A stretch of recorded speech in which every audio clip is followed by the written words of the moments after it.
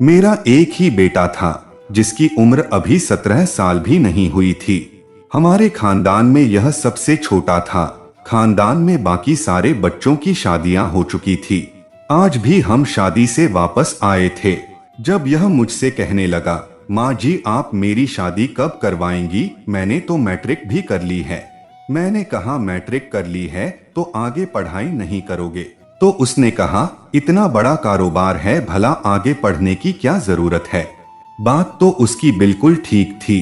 पढ़ाई में उसने अपना वक्त ही बर्बाद करना था क्योंकि संभालना उसने अपने पिता का कारोबार ही था और यह ऑफिस विचार करता था, उसको सारे काम की समझ थी। लेकिन शादी वाली बात पर मैं मुस्कुराने लगी। मैंने कहा कि अभी तुम्हारी शादी नहीं करनी, तुम्हारी शादी की उम्र नहीं है। मुझे लगा कि यह मजाक कर रहा है, लेकिन उसने अब बार बार जिद करनी शुरू कर दी कि मेरी शादी करवा दो। पहले तो वह मजाक करता था लेकिन अब बिल्कुल सीरियस हो गया था। यूं तो हमारा खानदान लड़कों से भरा हुआ था। मेरे बेटे के बहुत सारे चाचा ताऊ के बेटे थे, लेकिन यह कभी भी किसी के साथ दोस्ती नहीं रखता था। उसने एक ही दोस्त बनाया हुआ था जो काफी अमीर खानदान से था और पूरे मोहल्ले में सबसे ज्यादा अमीर घर का बेटा था, लेकिन उसकी कोई फैमिली नहीं थी। मेरे बेटे की उसी के साथ दोस्ती थी। उसका नाम हर्ष था। वह अकेला रहता था। एक दिन मैंने उससे बात की। मैंने कहा कि आजकल यह तुम्हारे दोस्त को क्या जिद चढ़ी है।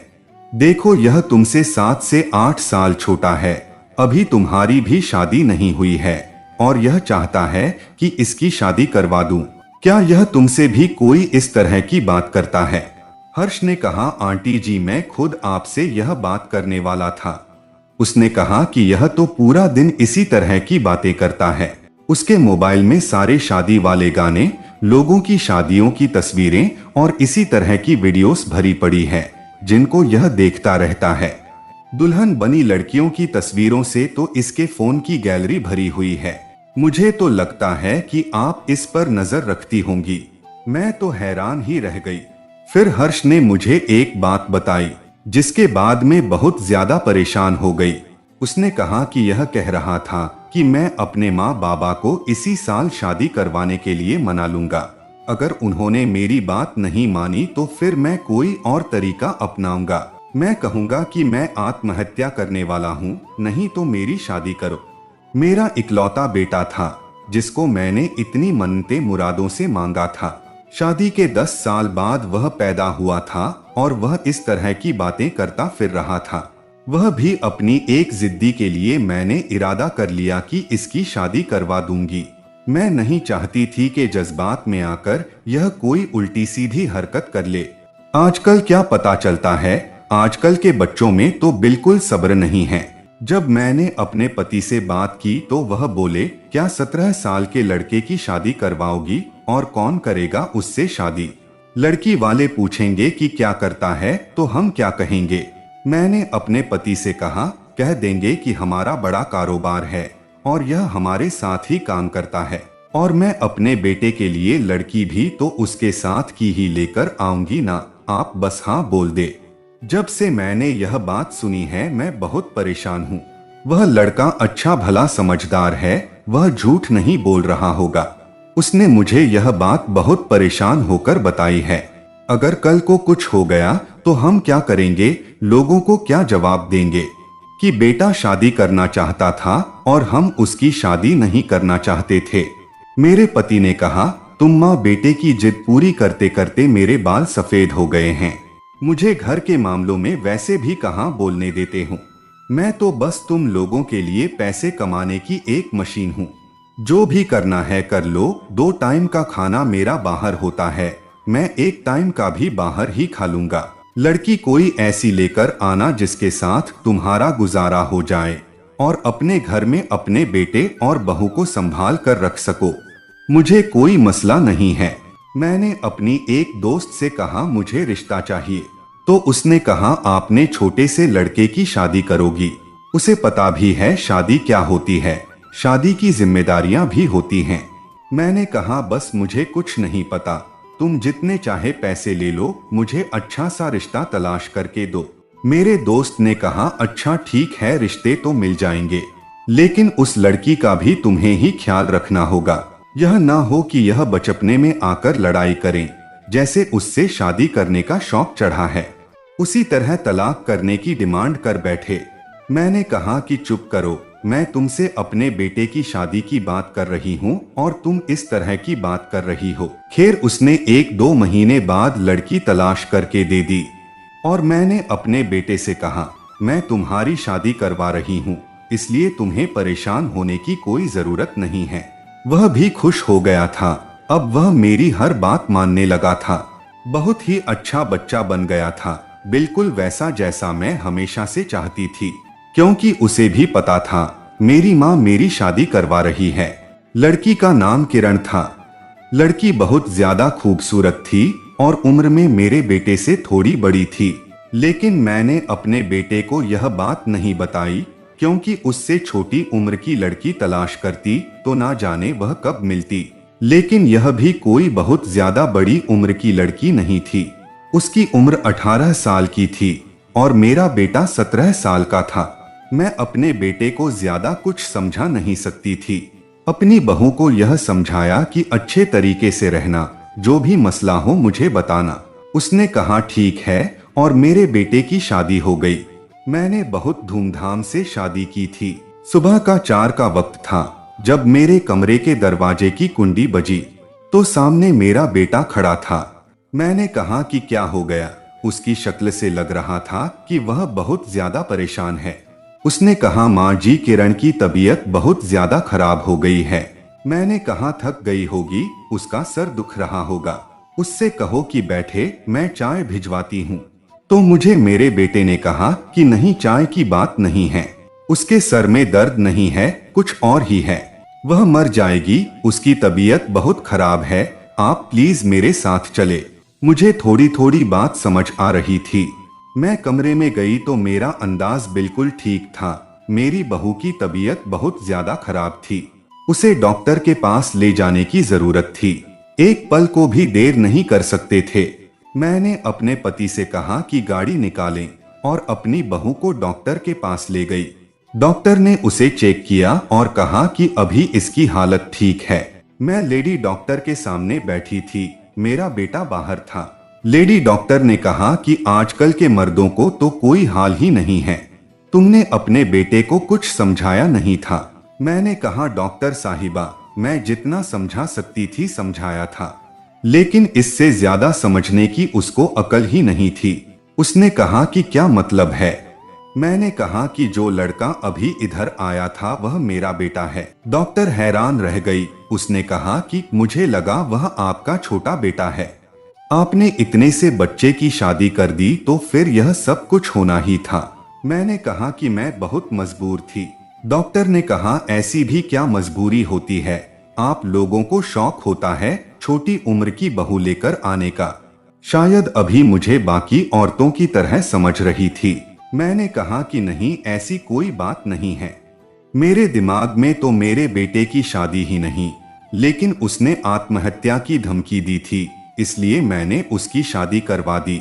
डॉक्टर ने कहा कि लड़के ऐसे ही धमकी देते हैं, ऐसे अपनी जान कोई भी नहीं लेता है। मैं आपकी हालत समझ सकती हूँ, आप एक माँ है और आपका इकलौता बेटा है, तो आप परेशान हो गई होंगी और आपके बेटे ने इसी परेशानी का फायदा उठा लिया। लेकिन अब जो हो गया सो हो गया, अब अपनी बहू का बहुत ज्यादा ख्याल रखिएगा। मैंने कहा ठीक है, मैं ख्याल रखूंगी।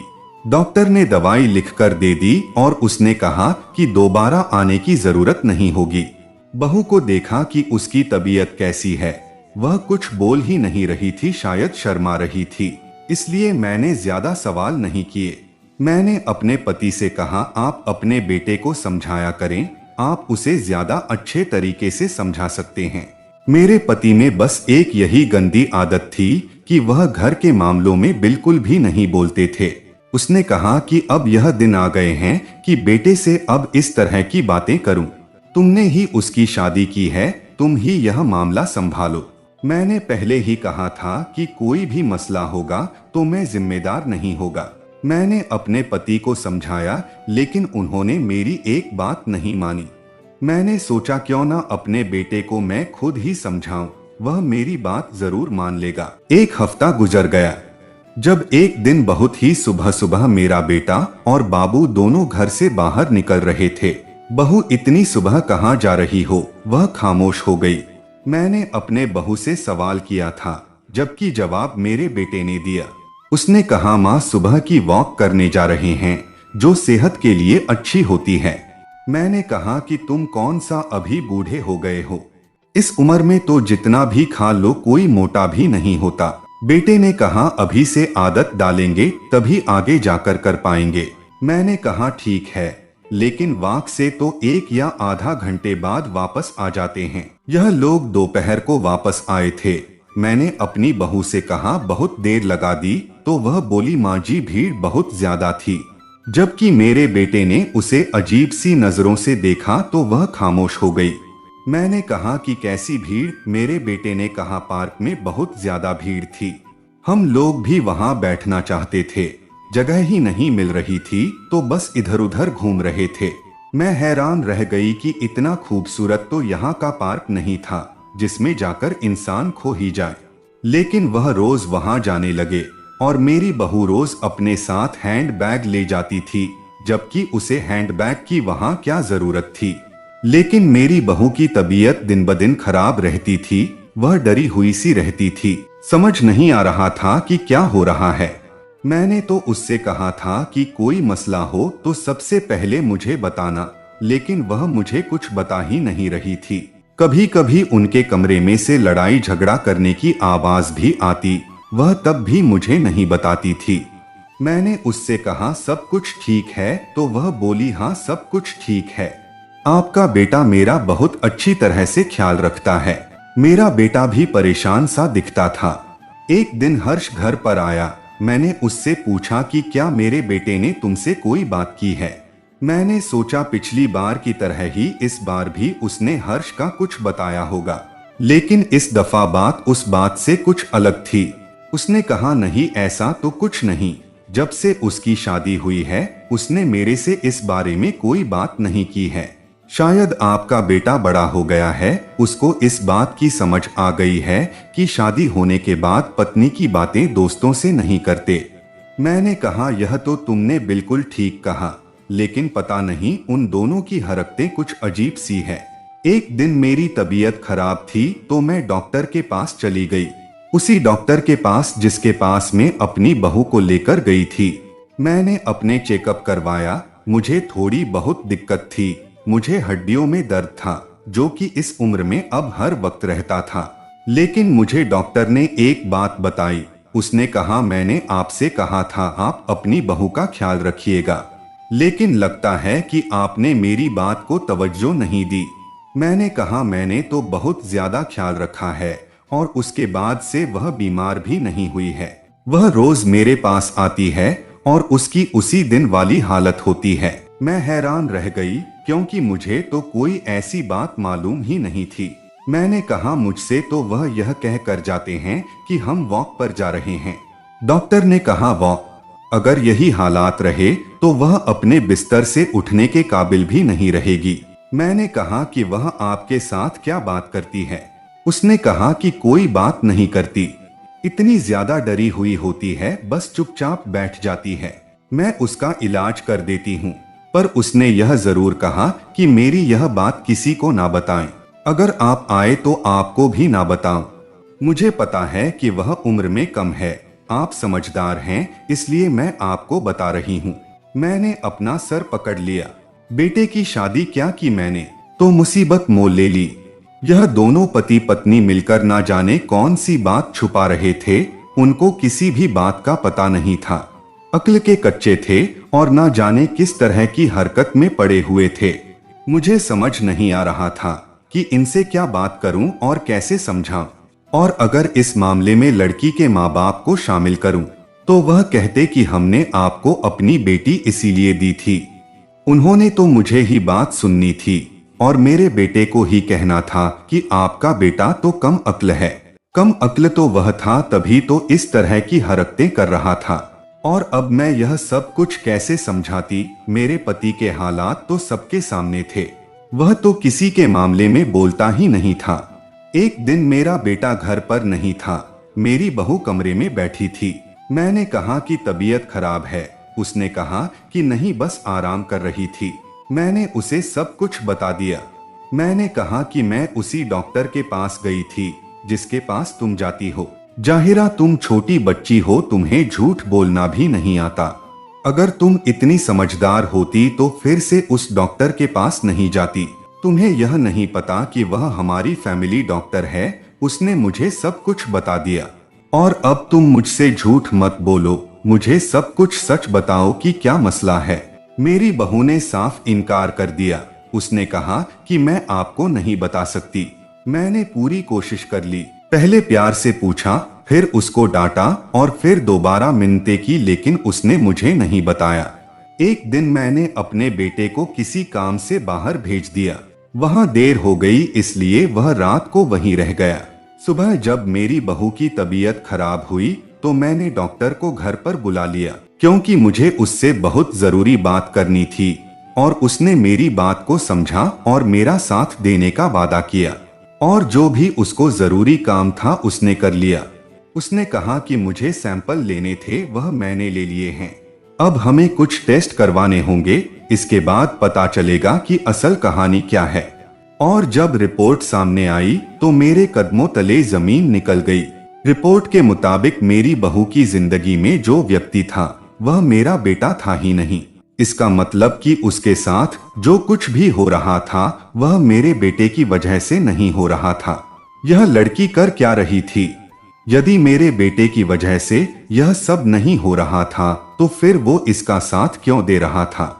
वह क्यों उसके साथ मुझसे झूठ बोलता था और उसको डॉक्टर के पास भी ले जाता था? मैंने अपने बेटे को भी सब कुछ बता दिया। मैंने उसको कसम दी। उसने मेरे सामने बच्चों की तरह रोना शुरू कर दिया। उसने कहा, माँ जी, मुझे शादी नहीं करनी थी। यह शादी तो वाकई बहुत बड़ी मुसीबत है। मैंने कहा कि हुआ क्या है, मुझे बता। उसने कहा, मुझे शादी करने का शौक जरूर था, लेकिन यह सब कुछ हर्ष ने करवाया है। उसने आपसे झूठ बोला था कि ऐसी कोई बात नहीं थी। उसने कहा था कि अगर तुम्हारे माँ बाप को शादी के लिए मना लूं तो तुम्हें मेरी एक बात माननी होगी। उसने ना जाने आपसे क्या बात कही। क्या आप शादी के लिए मान गई? और फिर मैंने उससे वादा किया था कि उसकी बात जरूर मानूंगा, लेकिन उसकी बात बहुत ज्यादा अजीब थी। उसने साथ वाला घर किराए पर लिया था, जिसकी खिड़की से रात को हमारी कमरे में आ जाता है और मुझे उस कमरे से बाहर निकाल देता है। यह सब कुछ वही कर रहा था। मैं तो जैसे पत्थर की बन गई थी। मुझे ऐसा लग रहा था कि मेरा सारा वजूद बर्फ का बन गया है और मेरे हाथ पैर कहाँ पर थे। मेरे मासूम से बेटे को उस लड़के ने बेवकूफ बना लिया और मेरी बहू को भी। जाहिर है कि उसके आगे पीछे कोई भी नहीं था और उस अकेले लड़के को बेटी किसने देनी थी? उसने अपनी बुरी नियत को सर अंजाम देने के लिए मेरे बेटे और मेरी बहू का इस्तेमाल किया, जबकि मैं उसे अपना बेटा समझती थी। मैंने यह बात अपने पति को बताई और उससे कहा कि अब तो कुछ कर लो, तुम्हारे घर की इज्जत नीलाम हो गई है। मेरे पति को गुस्सा आ गया और उसने बड़े ही आराम से हर्ष को पकड़ लिया है और उसके बाद पुलिस को सब कुछ सच सच बता दिया और उस पर केस भी करवा दिया। मेरे बेटे और बहू की बेवकूफी थी, यह हम लोगों की समझ से बाहर था, लेकिन नुकसान तो बहुत ज्यादा हो गया था।